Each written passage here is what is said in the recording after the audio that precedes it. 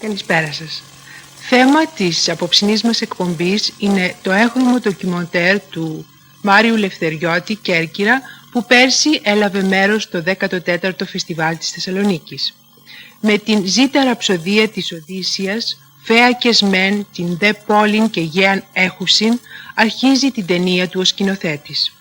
Επιδίωξής του δεν ήταν να κάνει ένα απλό τουριστικό φιλμ που θα μας περιέγραφε τις γραφικές ομορφιές και τις μαγευτικές τοποθεσίες του νησιού. Πέρα από την περιήγηση έκαμε μια πιο βαθιά τομή που όμως δεν την άφησε κι αυτή, ίσως σκοπίμως, να προχωρήσει ως το κόκαλο. Αρκέστηκε με την παρουσία του Ομήρου να τονίσει την ελληνική καταγωγή της Κερκύρας, στοιχείο που από μόνο του καλύπτει συλλήβην όλη την αρχαία ελληνική εποχή του νησιού. Ουσιαστικά αυτό που ενδιέφερε το Μάριο Λευτεριώτη να μας δείξει, και μας το δείχνει πολύ εύγλωτα, είναι η σημερινή φυσιογνωμία, τα σημερινά χαρακτηριστικά της Κερκύρας, όπως τα διαμόρφωσε η μακραίωνη και πολυκύμαντη ιστορία της. Και τα χαρακτηριστικά αυτά είναι τα ενετικά κτίρια της, η μουσική της παράδοση και η βαθιά χριστιανική πίστη και προσήλωση των κατοίκων της στον προστάτη της Άγιο Σπυρίδωνα. Έτσι, στην αρχή παρακολουθούμε το μεγάλο γεγονός που επαναλαμβάνεται πολλές φορές το χρόνο, τη λιτάνευση των λειψάνων του Αγίου και τη μουσική καλλιέργεια των Κερκυραίων. Ιδιαίτερη σημασία δίνει ο Λευτεριώτης στα ενετικά κτίσματα με τον χαρακτηριστικό αρχιτεκτονικό τους ρυθμό.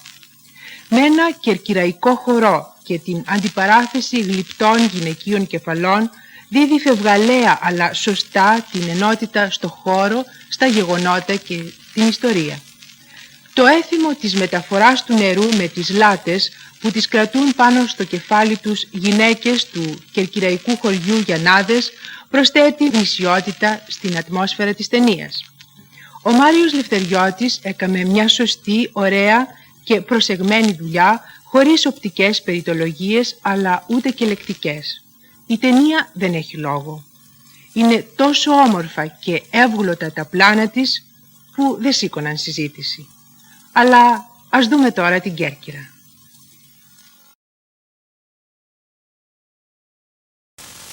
Δυστυχώς η ώρα δεν μας παίρνει για να μιλήσουμε και με το σκηνοθέτη της ταινίας Μάριο Λευτεριώτη. Όμως στην προσεχή μας εκπομπή θα είναι κοντά μας. Καληνύχτα σας.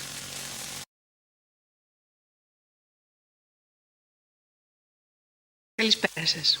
Στην περασμένη μας εκπομπή σας είχαμε δείξει το ντοκιμοντέρ Κέρκυρα του Μάριου Λευτεριώτη και σας είχαμε υποσχεθεί να συζητήσουμε με τον σκηνοθέτη σήμερα που βρίσκεται κοντά μας. Κύριε Λευτεριώτη, με πολύ χαρά σας δεχόμαστε σήμερα κοντά μας, όπως δεχόμαστε κάθε σκηνοθέτη που ασχολείται με την ταινία μικρού μήκους και το ντοκιμοντέρ. Ευχαριστώ πολύ, Δεσποινής Παναγού. Πριν αρχίσουμε μια οποιαδήποτε συζήτηση με το σκηνοθέτη, θα σας δείξουμε άλλη μια ταινία του ντοκιμοντέρ, δεκάλεπτη αυτή τη φορά. Πρόκειται για το Ελεγίον ή Ρέκβιεμ. Το 1970 η ταινία αυτή πήρε μέρος στο Διεθνές Φεστιβάλ Ερασιτεχνών Κινηματογράφου του Λονδίνου και έλαβε τιμητική διάκριση. Στο Ελεγίον ο σκηνοθέτης κάνει μια συνοπτική παρουσίαση του ανθρώπου στη γη από την πρώτη του εμφάνιση ως την διαστημική μας εποχή. Πολιτισμοί έρχονται και χάνονται, λαοί ακμάζουν και παρακμάζουν, ήθη και έθιμα αλλάζουν. Μόνο ένα στοιχείο παραμένει αναλύωτο στις σχέσεις των ανθρώπων, η βία, ο νόμος της ζούγκλας και ο αγώνας για την επικράτηση που τελικά οδηγεί τον άνθρωπο στην αυτοκαταστροφή. Οι άδολες παιδικές ψυχές, ενσάρκωση του καλού, προσπαθούν να βρουν το δρόμο τους σε ένα παράλογο κόσμο αγχώδη και θορυβώδη, σε ένα πλανήτη που δεν έπαψε ποτέ να ηχεί η κλαγγή του πολέμου. Έκπληκτα μένουν τα παιδικά μάτια μπροστά στην ανθρώπινη παραφροσύνη, φοβισμένα μπροστά στα γκρεμισμένα τους όνειρα. Αποδοκιμαστικό πως αυτά θα γίνουν οι συνεχιστές της αυριανής καταστροφής. Όμως αυτό το έκπληκτο και αποδοκιμαστικό παιδικό βλέμμα είναι και το ελπιδοφόρο μήνυμα της ταινίας.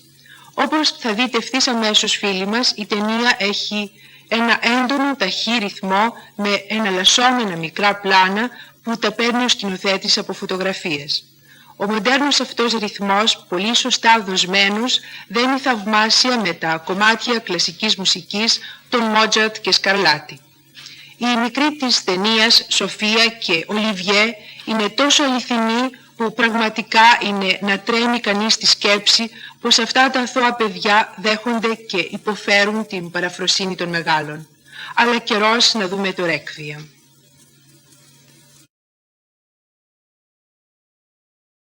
Κύριε Ελευθεριώτη, είστε πολιτικός μηχανικός και όμως συναγωνίζεστε τους επαγγελματίες κινηματογραφιστάς, μια και η ταινία σας Κέρκυρα έλαβε πέρσι μέρος στο φεστιβάλ της Θεσσαλονίκης.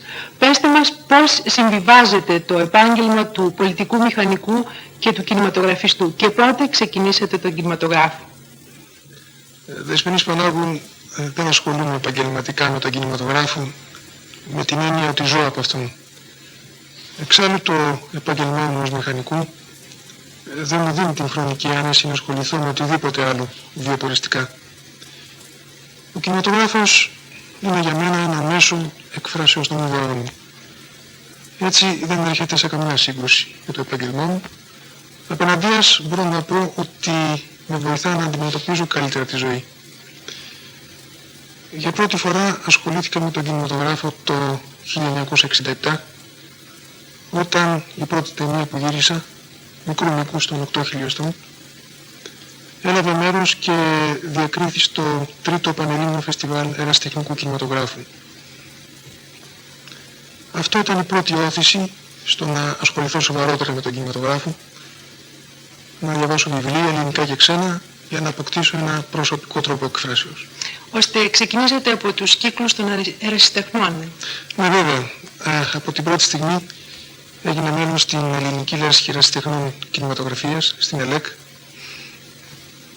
όπου βρήκα ανθρώπους πρόθυμους να με βοηθήσουν στα κινηματογραφικά μου προβλήματα, να δουν τις ταινίες μου, να τις κριτικάρουν σωστά και βέβαια να μου υποδείξουν και τα σφάλματά μου. Πέστε μας ποιος είναι ο σκοπός της λέσχης αυτής της κινηματογραφίας και τι μέσα χρησιμοποιεί για να επιτύχει το σκοπό της. Ο σκοπός της ΕΛΕΚ καταρχήν είναι να βοηθά τους ερασιτέχνες κινηματογραφιστές που είναι μέλη της λέσχης μας στο να μπορούν μόνοι τους να φτιάχνουν ταινίες μικρού μήκους, ολοκληρωμένες και χωρίς σφάλματα. Απότερη όμως επιδίωξη της λέσχης μας είναι να ομορφώσει κινηματογραφικά τα μέλη της και να δημιουργήσει ένα κοινό ικανό να βλέπει και να κριτικάρει σωστά τον κινηματογράφο, έχοντας βέβαια αναπτύξει το ανάλογο καλλιτεχνικό εισιτήριο. Ακόμη δε και με πανελλήνιο φεστιβάλ. Μάλιστα επί τη ευκαιρία μπορώ να αναφέρω ότι στο τέλος του τρέχοντος μηνός και ή πιθανόν αρχάς του επομένου θα λάβει χώρα το 5ο Πανελλήνιο Φεστιβάλ. Δηλαδή έχουν γίνει άλλα 4 φεστιβάλ. Βεβαίως, τα οποία έχει οργανώσει η λέσχη μας. Ναι. Ξεκίνησε κανείς από τους κόλπους της λέσχης σας να γίνει επαγγελματίας κινηματογραφιστής. Από ό,τι ξέρω, πολλά μέλη της λέσχης μας έχουν διακριθεί και βραβευτεί σε διεθνή φεστιβάλ ερασιτεχνών βέβαια, πραγματοποιώντας αξιόλογες ταινίες. Νομίζω όμως ότι θα πρέπει να είμαι ο πρώτος του οποίου ταινία φτάνει σε φεστιβάλ επαγγελματικού κινηματογράφου, όπως είναι το Φεστιβάλ Θεσσαλονίκης. Ναι, κύριε Ελευθεριώτη, αν δεν είσαστε αυτή τη στιγμή πολιτικός μηχανικός, θα θέλατε να ασχοληθείτε αποκλειστικά και μόνο με τον κινηματογράφο. Δύσκολη ερώτησή σας, διότι αγαπώ το επαγγελμά μου, όσο και τον κινηματογράφο. Αλλά εάν, όπως είπατε και εσείς, δεν ήμουν πολιτικός μηχανικός και δεν είχα ασχοληθεί καθόλου με την κατασκευή, και αν βέβαια βρισκόμουν κινηματογραφικά στη θέση που βρίσκομαι σήμερα, υποθέτω ότι θα ήθελα να ασχοληθώ με τον κινηματογράφο και μόνο επαγγελματικά. Ο κινηματογράφος σας βοηθάει στο επάγγελμά σας. Εδώ νομίζω ότι πρέπει να έχει συμβεί το αντίθετο. Το επάγγελμά μου έχει βοηθήσει στον κινηματογράφο. Όσο παράξενο και αν φαίνεται αυτό, έχει κάποια εξήγηση. Ο μηχανικός, ξέρετε, για να ανταποκριθεί στο επάγγελμά του, πρέπει να έχει αναπτύξει ορισμένες ικανότητες, όπως είναι η παρατηρητικότης, η σαφήνεια στον τρόπο εκφράσεως, Οπωσδήποτε. οι προγραμματισμένες δράσεις και άλλα. Βέβαια, δεν θέλω να υποδηλώσω ότι Αυτά τα χαρακτηριστικά και μόνο είναι αρκετά σε ένα κινηματογραφιστή για να φτιάξει μια σωστή ταινία. Που έχει το ταλέντο, οι σπουδές, η καλλιτεχνική εμπειρία γενικότερα, η έμπνευση, τα οποία όμως όταν υπάρχουν νομίζω ότι βοηθούνται αποτελεσματικά από τα προηγούμενα για μια σωστή καλλιτεχνική δημιουργία. Ναι, για την ταινία σας Κέρκυρα που είδαν στην προηγουμένη μας εκπομπή οι τηλεθεατές μας, είχατε οργανωμένο συνεργείο? Όχι, σε καμία ταινία μου δεν χρησιμοποιώ συνεργείο για τις λήψεις, γίνονται από μένα προσωπικά, όπως επίσης και η επεξεργασία των ταινίων. Αλλά όμως στην Κέρκυρα βρήκα μια μεγάλη ποικιλία στοιχείων που δύσκολα κανείς συναντά σε άλλα μέρη. Η Κέρκυρα, βλέπετε, είναι ένα νησί με πάρα πολύ ομορφιά, αλλά και πολλές αντιθέσεις. Δίπλα στα τουριστικά της κέντρα, τις πλάστης, κρογιαλιές, ξενοδοχεία, βρίσκει κανείς την κλειστή κοινωνία του χωριού που λίγα έχουν αλλάξει εδώ και πολλά χρόνια. Και στο κέντρο του νησιού υπάρχει πόλης Κέρκυρα, ένα μνημείο αρχιτεκτονικό και πολεοδομικό της ενετικής περίοδου των Επτανήσων, μεγάλης αξίας ιδίως μετά τους σεισμούς του 1953, που όπως ξέρετε καταστράφει το εργοστόλι Ζάχηθος. Στο οποίο μνημείο όμως ζουν και κινούνται οι σημερινοί κάτοικοι της Κερκύρας και εναρμονίζονται απόλυτα με το περιβάλλον τους. Θα θέλατε τώρα να μας μιλήσετε λίγο για το Requiem που είδαν απόψε οι τηλεθεατές μας? Στο Requiem προσπάθησα να δώσω τη βαριά κληρονομιά του σύγχρονου ανθρώπου, του σημερινού ανθρώπου, που γεννιέται σέρνοντας πίσω του ένα παρελθόν χιλιετηρίδων γεμάτο βία και που είναι αναγκασμένο να ζήσει σε έναν κόσμο παράλογο και μηχανικό.